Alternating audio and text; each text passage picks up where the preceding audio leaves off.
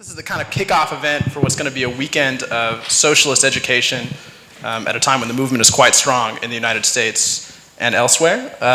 We've got a really exciting slate of books that we're going to talk about here tonight. The Jacobin series has published around a half dozen books with Verso since the series kind of first launched in 2013 and 2014, and it's kind of grown alongside the magazine. And we have a really impressive and exciting slate of books this year, 5 in all, that we're going to be launching. Maybe 6, depending on the kind of mortality of a key figure in U.S. empire. And the books so far have only been out for a short couple of weeks, and they've already proven to be really successful with activists, success in the kind of bourgeois press, not only kind of outlining important perspectives and strategic lessons from class struggle happening in the United States today, but also kind of outlining a vision for what socialism might mean and what it has to offer as opposed to capitalism. So with that, I'm going to pass it off to Bhaskar, and we'll get started with the event. Oh.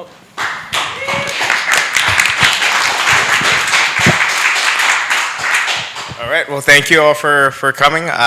Mike and I just got off a plane from Chicago, and I had very little sleep, but I just drank a cup of coffee for the 6th time in my life. So I imagine I'm going to be very spastic in like 30 minutes.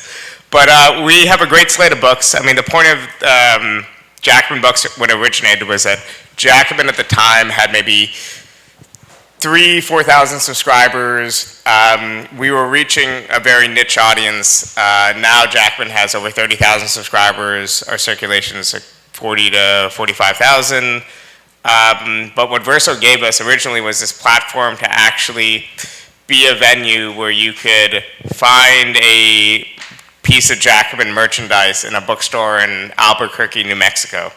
And at least when I was getting politicized, that's what I would do. I would go to bookstores. I would look for the Verso or the Haymarket or the other left presses or AK Press or whatever else. I was a syndicalist for like 3 months when I was 14. I was really excited about what happened in Spain in the 1930s because I was a very slow reader. So I was just like, well, this must have ended very well. Little did I know. So it gave us this wider platform, and it was been on hiatus for a little bit. Some of the books did very well, like I think Peter Fraser's 4 Futures sold 20-something thousand copies, and that's only the ones that Verso told us about. So maybe there were more. But so there's a new wave of book out, and the format of this panel is going to be a little bit different. I hate left-wing events. I hate panels. They're boring. They last forever. There's lots of unnecessary kind of introductions. So the format is going to be, I'm going to ask all the authors basic questions each in turn for around 6-7 minutes. They're going to respond, and the event is going to be over in about 40 minutes. So it's my main law. It's a Michael Bay theory of politics. It's like no good thing should be longer than the runtime of Men in Black 2. Okay. That was 40 minutes? No, it was like 92 minutes or something, but. So I guess we'll start with a very interesting book that's been a long time coming, which is The People's Republic of Walmart. When we were creating this book, there was a little bit of a debate about whether to call it The People's Republic of Walmart or The People's Republic of Amazon. We came to the conclusion that Walmart was a much bigger and more relevant company than Amazon. And of course, this book was released in February, so we were vindicated. But the book is co-written by Lee Phillips, by Mikhail Rorosky. I butchered your last name there, but I got it right before. Yes. So the thought that counts. And it lays out an argument that I thought was initially going to be a defense of planning in the context of all these debates that socialists have had between are we market socialists? Do we believe in economic planning? Where do we draw the line? We thought it was going to be an intervention like that. It turned out that the book was much broader and much better than all of us expected. And I guess, well... Thank you. I actually read it after publication, so I was relieved because, it's easier than pulping the books. But but it was, it came out really well, but it seemed to me primarily a book not about markets versus planning, and I do come down on the market side of that debate, but about the idea that human beings can consciously direct our resources and our efforts and can democratically participate in society. So it was almost like a defense of rationality, a defense of the Enlightenment, a defense of many things. So I'm wondering whether you could expound on the core thesis of your book, or what you were trying to accomplish when you were writing it. Sure. Through the magic of low expectations, not much, but good things came out of it. I think you're right. I think when we sort of sat down to write it and talked about it, really was to be a defense of an idea rather than a thesis, and basically just that idea of democratic planning, right, of rationally deciding about production and distribution rather than letting the free market and market relations dictate both. I think concretely it's a defense of sort of twin ideas. One, that human beings already plan economic life all the time, and that's where the case studies about Walmart, Amazon, the National Health Service, all of that sort of comes in. What we thought was the necessary idea to go along with that is that we could do so much better. We could do so democratically, freeing ourselves and allowing so many currently suppressed capacities to flourish. And I don't think I'll spoil anything if I read out literally the last line of the book. Sorry, everyone. Planning works, just not yet for us. And that's really the central point of the book, and a way of sort of excavating an old debate, not so much, not just about various particular institutions, but about how we can organize sort of social life, and that we could do so together. I guess sort of the elevator pitch would be that, we have to probably concede that the right argument in what's come to be called the economic calculation debate, or the economic calculation problem, or the socialist calculation debate initially in the 1920s, that we wanted to sort of revive, or return to and have a revival of that conversation. So sort of primer on that. We have to recognize that the conservative argument within that debate is probably the strongest argument that's ever been made against the conception of socialism. It's really good. It is that, if the sheer infinitude of variables along the supply chain is so vast that it would have to be, if that was going to be replaced by human beings, you would have to have an army of bureaucrats to replace the price signal, this very, very simple mechanism instead. And that would inevitably result in, a bureaucratization, and it would never be able to fully capture the all the aspects, all the variables along that supply chain. This would inevitably result in shortages, that would result in chaos, that chaos in turn would result in authoritarianism. Bada bing, bada boom, you have the Soviet Union. It's a very, very, very good argument. However, if the argument that planning at scale doesn't work, it's fine if you organize a few things amongst your friends on a camping trip, but anything beyond some small number of variables, and inevitably you have this chaos. If that's true, then Walmart shouldn't work. Because Walmart, while it exists within the market, internally it's entirely planned.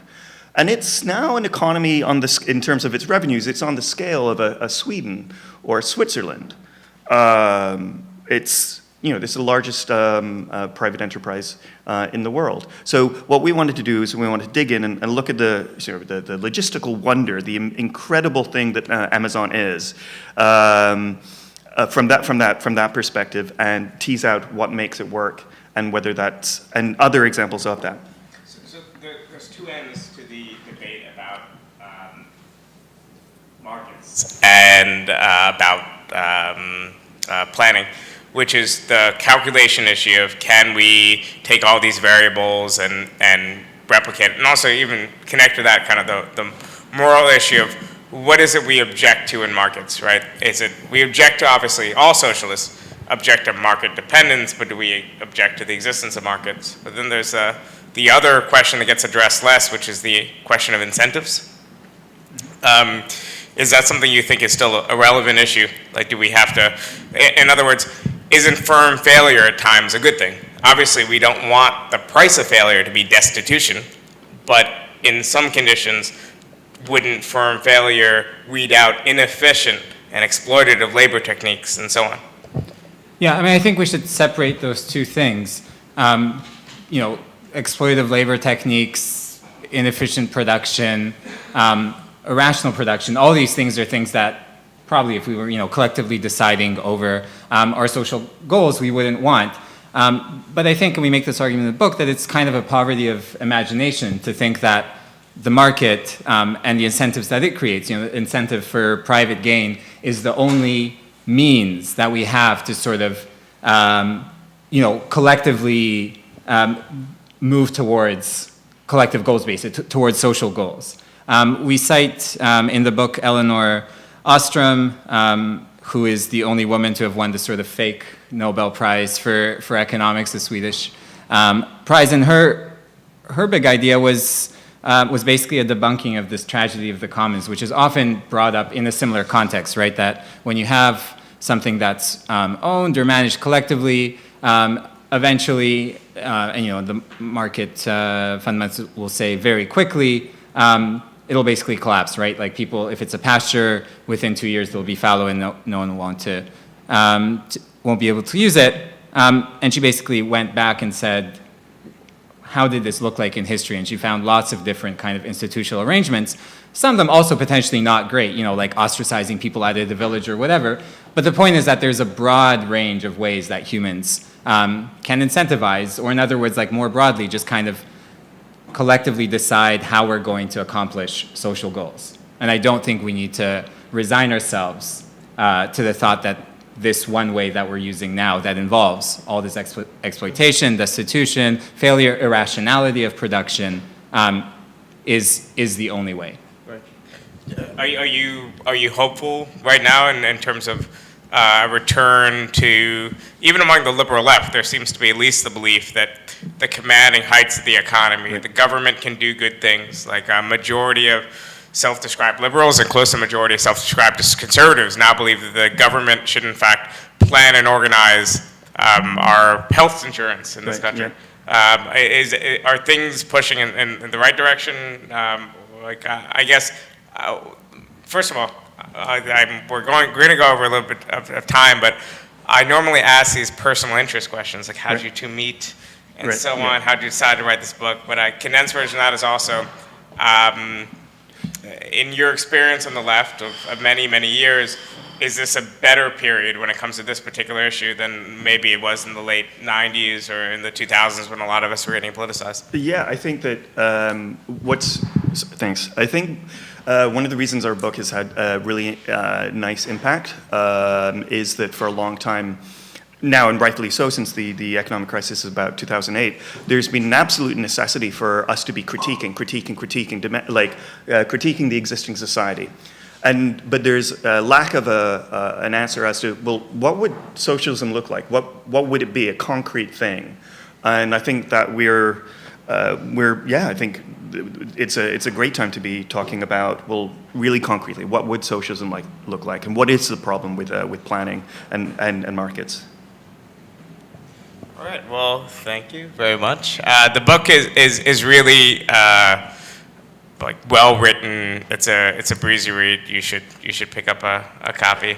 Apparently that was all Lee's efforts, but they're both great writers. And next up is Jenny Brown, and Jenny's book is still in production. I think you just got the corrected proofs, or you're just correcting the proofs now. It'll be out in October.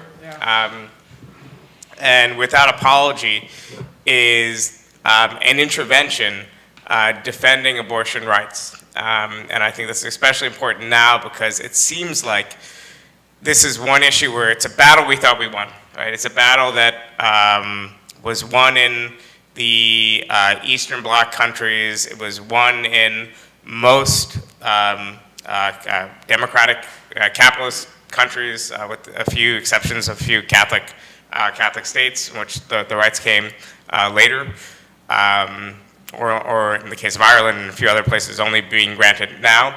But it seems like this victory that we forgot about, the struggle that was over, is now really relevant because it's been rolled back. And I guess, where do you attribute the fact that even as this new generation seems to be more disposed to left of center ideas, there's a rolling back of support for reproductive rights and access and other basic things? Well, I argue in the book that that the period when we won abortion rights was a period when the birth rate was quite high, and even the Republican Party, one section of the Republican Party was fairly supportive of abortion rights. But the period that we're looking at now, our birth rate is the lowest it's ever been. And so I argue that while it wasn't a big concern, and in fact overpopulation was a big concern in the late 60s and early 70s, right now we're seeing a lot of signs that the ruling class is very worried about the population, in particular the white population, but also the population of everybody, because of course they're very keen on immigrants. They just don't want immigrants to have rights. As you can see, while Trump is, trying to barricade the border, he's also increasing the number of guest workers. So it's very much about the labor of women doing this work cheaply, and you can see the contrast between Europe, where in response to low birth rates, and it's very clear and openly discussed that the birth rates are low. They have instituted things like, a year of paid leave, fully subsidized childcare. Of course, they already have national health care systems, lots of vacation on your job, whereas the response to the low birth rate here has been very much to make it harder to get abortion and birth control. So I think that's really why we're facing that right now. Now, when it comes to, let's say, what role has the liberal left that still supports these rights played in the backsliding? So the most striking thing for me after Trump's election was Planned Parenthood, which was in danger of getting defunded, spent a lot of money on a series of TV ads and other marketing blitz. And the premise of these ads were all women going to Planned Parenthood, getting counseling through Planned Parenthood, and over the course of these discussions coming to the conclusion that they, in fact, wanted to keep their kid, which, of course, is a right that we fight for. It's a reasonable thing, but in the political context, is clearly signaling something to someone, and it seemed to be part of this backsliding that you saw in the rhetoric of politicians like Clinton or whatnot. Was there a point when liberals were more forthright in their defense of reproductive rights? Is this a serious shift, or were they always this bad?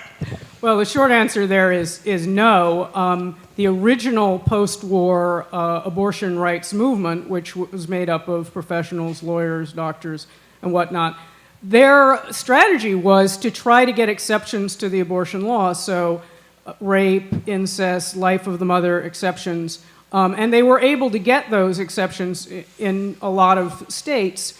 The problem was that didn't help ordinary women.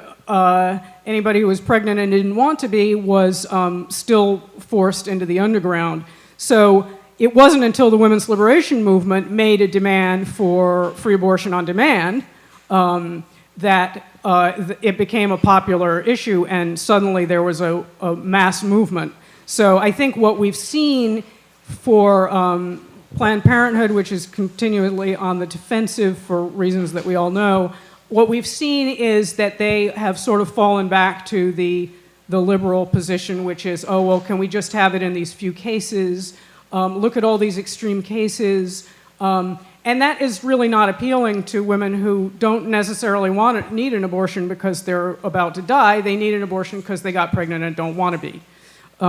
So very much, I think we've gone back to that. So I make a case in the book for us to get back to the original women's liberation demands and be unapologetic about how important this is for women's liberty. It's a great argument that's been expressed in a few Jacobin pieces that Jenny has written. You have a new book out. I think you should plug the new book for the people watching on the live stream. Yeah, I have a book that just came out in March called Birth Strike, The Hidden Fight Over Women's Work, and I make a lot of the arguments in there about the birth rate, but also about what it will take in terms of a feminist fight to win the things that we need to have children in a decent and humane society. But you should also buy the Verso book that's coming out in October, because it's kind of like, I don't know how many of you are fans of Lil Wayne, but it's like you're listening to the mixtapes, it's like 2007, you're listening to the Drought, but you have to buy the Carter because the Drought, it's not as good, but it's also good, so purchase both.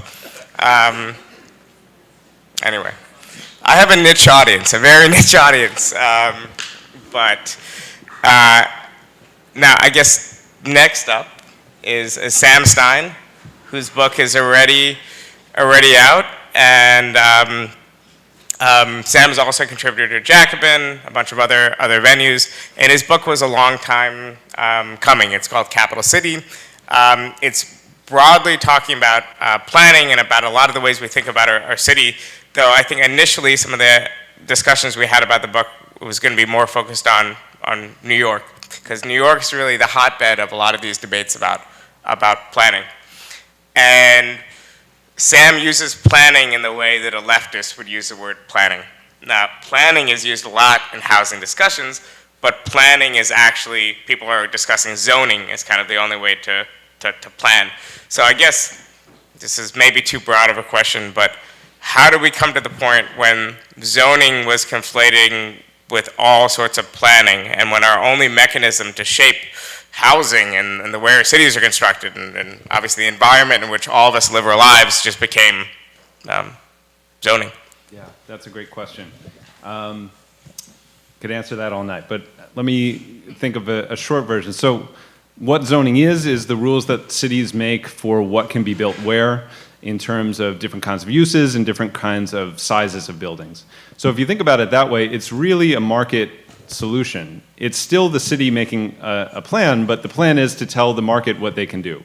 It's a parameter, it's not really a plan. And so you see that zoning initially is used in the beginning of the 20th century, late 19th century in California, as an explicitly racist tool of segregating cities. Over time, it becomes still racist, but using the logic of land value instead of using the logic of race explicitly, as Hillary Wilson has written about, who's in the audience. The result is exactly the same. So what we've seen is cities using zoning as a tool to do everything else. It's the thing that they have control over. As the federal government has limited their actions around public housing, as a lot of states have limited their actions around rent control, land use and zoning becomes the last tool they've got, and they use it for everything. For promotion of affordable housing, for environment, whatever, and none of it works very well. But they stick to it and they keep redoing it over and over again because the real estate market likes it a lot. And we're living in a moment when a majority of the world's capital is invested in real estate. So real estate really over-determines what happens in cities. They're very comfortable with zoning as the way that planning goes through because they retain a huge amount of power. So what the way these debates are often polarized in New York City is, it seems like either you could be on the side of middle-class community groups that, or actually homeowner associations, I shouldn't say community groups, that are fighting for the maintenance of low density, kind of the existing housing stock and the existing situation. Or on the other hand, you could be on the side of big, aggressive developers. And the logic of, I guess they wouldn't call themselves social democrats because, it's the United States and we don't use that language. The language of kind of right-wing social democrats, or whatever the de Blasio equivalent, would be in a different country, is that, it's better to allow the developers to create new value, then we could tax and redistribute some of that value, or we could make sure a fifth of the homes are affordable, and, if anything, the effect of creating more supply would be a downward pressure. And obviously, as leftists, we try to fight for a third alternative, but is this the way you see a lot of this debate being played out in the popular press? And, I mean, is there a reason why in places like California or whatnot, it seems like working class people can sometimes side with the developers, at least support politicians unreservedly who do? Interesting.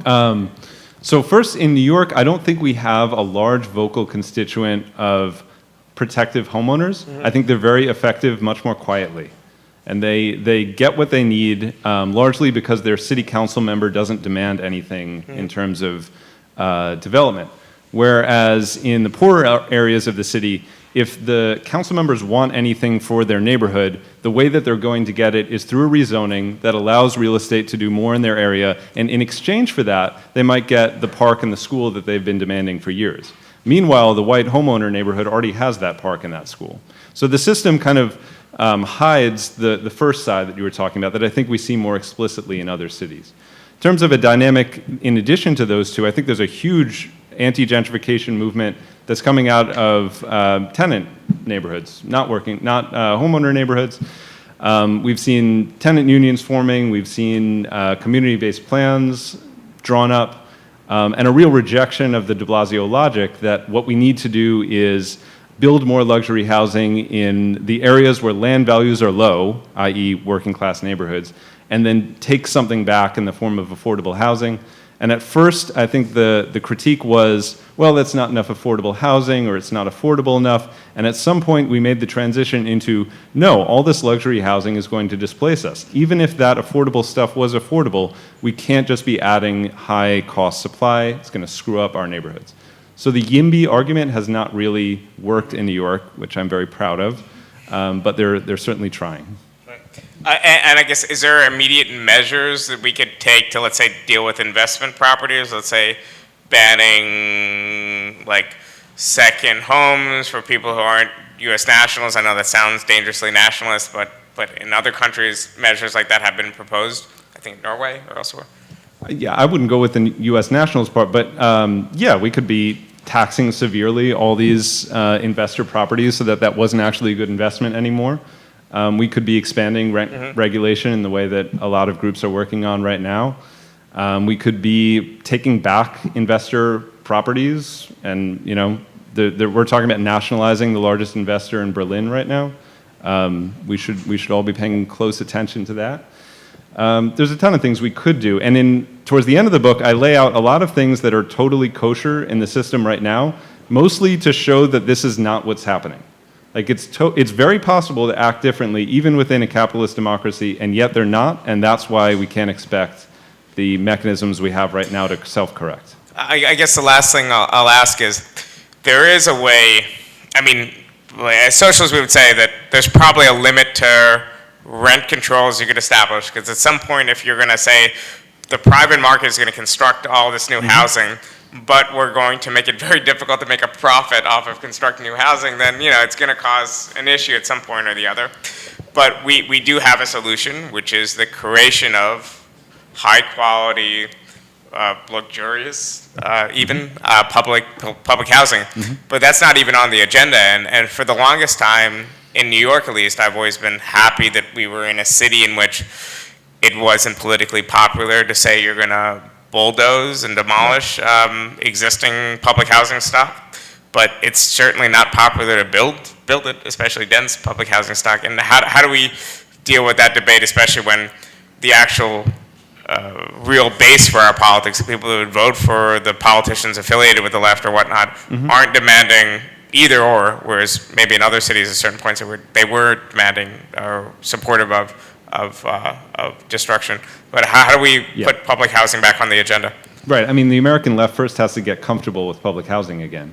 That was a demand of the American left for a very long time. And then the way that it was implemented was so bad that now a lot of Americans, for good reason, don't want to be associated with the history of public housing in the US. I think the answer is taking control of private buildings. It's not about necessarily creating whole new luxury cities of public housing. We actually have a very nice city right here. There's a lot of landlords that aren't doing their jobs. We could be taking their property. Even de Blasio says that he's going to do this. He's been saying it for like 5 years now, and he just won't do it. We have the mechanisms to do that. The first public housing in New York City was not new construction. It was taking over from shitty tenement landlords that had built a nice building and then didn't keep it up. So I think that's a way that people could actually get on board with that would be qualitatively different than the past history of public housing in the US. Well, de Blasio thinks he's going to be president, so maybe when he's president, he'll be able to do it. Oy vey. But last, maybe least, but probably not, Eric Blanc, my good friend. No, I'm just kidding. Yeah, I like Eric. It's fine. It's a joke. Eric just wrote a book that's coming out April 23rd, which is called Red State Revolt, and he had his kickoff launch at the People's Forum last week. And Eric is a former educator. He was a teacher in the Bay Area, a longtime leftist, and he was on the ground in a very interesting way in West Virginia and Oklahoma and a lot of these other places, and he's been there as a real participant. And as a result, he's been able to not only analyze things from kind of the broader view as a Marxist who thinks in terms of epochs and continents as Marxists are wont to do, but also as someone who was talking to these teachers when they were formulating their strategies, when they were kicking off this really inspiring strike wave.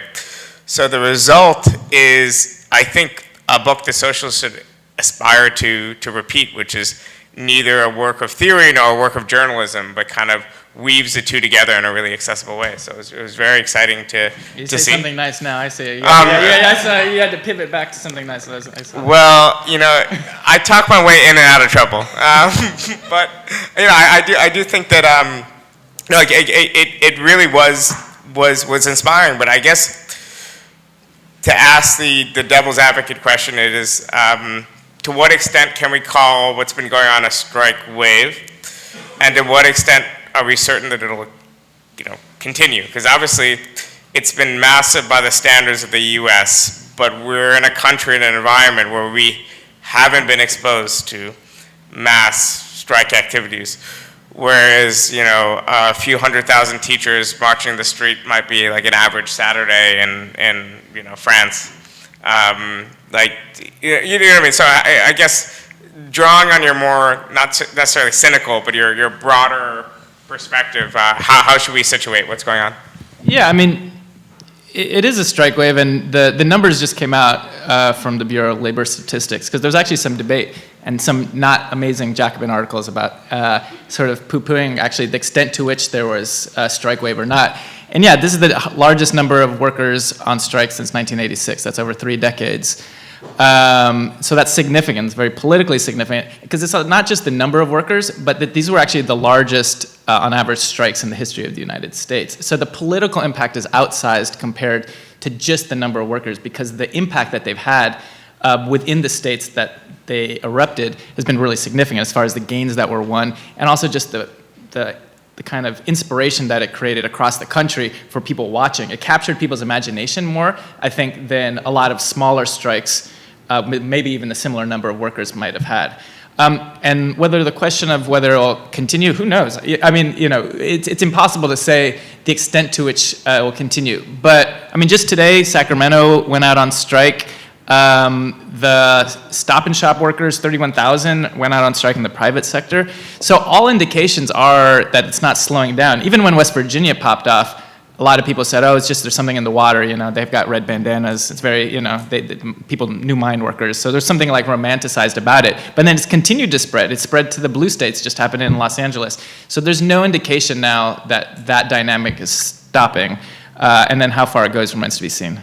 How do we understand the role of the trade union bureaucracy in these strikes? So I don't mean to use the word bureaucracy even necessarily pejorative, but let's say a good strike like the CWA, like the Verizon workers strike in New York. That was a strike that was very similar to the strikes we had in the 60s and 70s, which is, trade union leaders calling for a strike because they see that it's a useful bargaining tactic in order to get a better contract for their workers, which is, a tactic that, we now think of striking as a radical act, but in fact, it was an act that was done all the time by the Ruthers and all the other trade union leaders in the 60s and 70s. But it seems like in this wave of teacher strikes, especially in West Virginia and particularly in West Virginia, that pushing for these strikes and the radicalization of it, or even in Chicago, when Karen Lewis was ready to sign an agreement potentially, or negotiate an agreement, but the teacher said no, and they kind of pushed her into a more radical position. That it was really driven by the rank and file. Is that true of Oklahoma, of Los Angeles, of these other strikes too? Is there a difference? How should we kind of understand the particular role of the trade union bureaucracies or the leaderships, I guess, in these different contexts? Yeah, so maybe the important thing to say from the outset is the legal context really matters a lot, and it's so the strikes look really different in different parts of the country. Part of the things that's so exciting about West Virginia and Oklahoma and Arizona, these were illegal statewide strikes. And so that's actually not because they were red states or even right-to-work states. The vast majority of states in the United States, public sector strikes are illegal. So that's the norm. It's illegal if you're a public sector worker strike in New York, as some of our comrades from CUNY can talk about.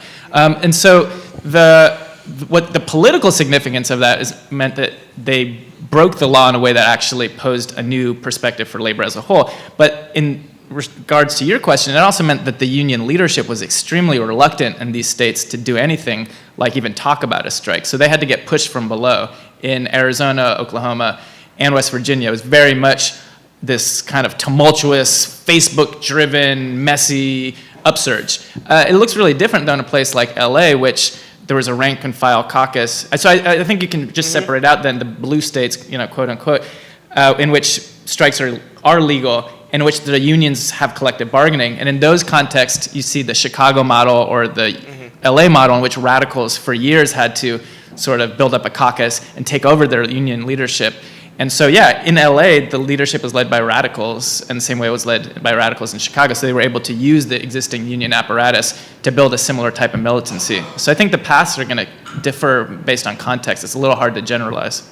So to end on a broader point, I'm wondering whether you could, in a nutshell, explain the left's orientation towards unions, because I feel like we just dove in a bit towards certain criticism in the abstract of union leaderships or whatnot, but what do we mean when we say we want rank and file democracy? How do we relate to existing unions? I don't know if you could explain kind of the rank and file strategy in a minute. No. So the short version is, like, the working class as a whole has power because it's the majority, and because by not working we can create crises, whether that's by economic cutting off profits or by creating a social crisis in the public sector. And so that power is not normally tapped because people are scared, and if you don't have organization at your work, you're basically at the whims of your boss in almost like dictatorial fashion. So the union is the one way that in the space that we are exploited in, which we spend so much of our time, we can push back. And so part of the reason why the left is so weak in the United States and really across the world is that unions have been decimated. So the argument, therefore, is if we're going to rebuild class power as a whole, it's very hard to do that without a strong union movement. And I'll just end with this, is that it's a very exciting moment because not just the strike wave, but you have the confluence of maybe two other factors. One is the growth of the socialist movement, so things like DSA. One of the reasons that you have the strike wave is that you had socialists, the people that initiated the strike in West Virginia were socialists, and so there's a whole new layer of young people in particular who are looking for political alternatives, and so that layer can sort of help revive the labor movement. And then the second thing, just to end on, is Bernie. Like the opening we have because of Bernie for pushing class politics and reviving the union movement means that the question of like generalizing the strike wave is possible in a way it might not otherwise be, because of the political expectations being raised so high and the possibility of people feeling like there's somebody in power that will have their back, because right now people are too scared to fight back. So, you know, to end on sort of a rah-rah, hopeful note. I have one more follow-up here. Oh, okay. But I should do a plug that Jenny was the editor, or one of the editors of Labor Notes, which is still a publication that is probably the most important advocate of this vision of. I'm also the co-author of a book about the Chicago teachers. So. Yeah. But I guess the last question is, the way you described that, you talked about the strategic positions of workers, right? And obviously this is a key point where Marxists don't think about the working class because they're oppressed, because they're weak, because quite the contrary, it's because they're so strategic positioned in the economy, because they're in fact powerful and they have latent power.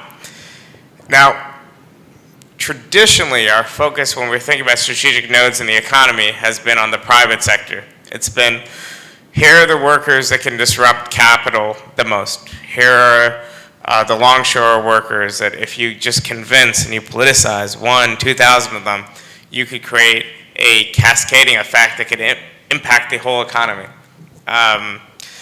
And we would find the most profitable firms, or the firms where we thought you'd have the most bargaining power, or the firms with the fewest number of organized workers have the most impact.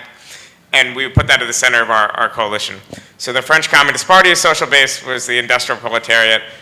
Over time, the French Socialist Party, the center-left space, were postal workers and teachers and people in the medical profession and whatnot, white-collar workers. How should we think about the shift now, where when we talk about the strategic part of the working class right now, in Jacobin and other venues, we're more often than not talking about teachers and nurses, whereas before we would talk about workers in the private sector. So I don't even mean it as far as the nature of these professions, I just mean private versus public sector. Yeah, I mean, I think it's a really good question, because internationally, the phenomenon that we're seeing in the United States is the norm. So like Poland, right now there's an indefinite strike of teachers. So the norm in most places is actually that the public sector is at the fore of labor militancy, and often in industries that are primarily led by women. So that's a significant fact. The question then is, that I don't think we have an answer to, and we're going to have to try it out in practice, is can the public sector be sort of the pivot through which you could have a revived labor movement as a whole, right? Through which you could have the spread of labor militancy to the private sector. There's some indications very weakly that you see some of that in the United States. So, for instance, like the shop and stop workers today, but just more generally beyond teachers, because of the labor market being tight, there's possibilities for expansion to the private sector. I think the big question, though, is, like, in the political context in which we're in, I think that actually it's probably going to take a significant amount of political intervention to create the space for the private sector to fight back, because people are so terrified, and there's a real danger of people's jobs, being lost. So I think one of the exciting things about maybe the Green New Deal, for instance, is if you could imagine these are jobs that aren't going to be easily moved because of the nature of renewable energy. You could see a revived private sector labor movement, or public sector, depending on how that plays out, and that being a pivot through which you could see the expansion of labor beyond teaching and healthcare.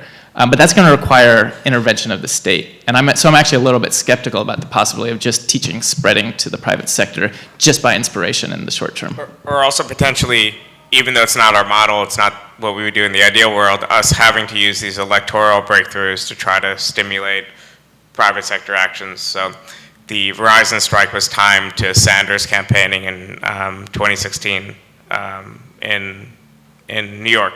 And a lot of this planning or whatnot. So we could kind of use the fact that people are engaging with politics primarily through voting for people, but then bring it to a deeper.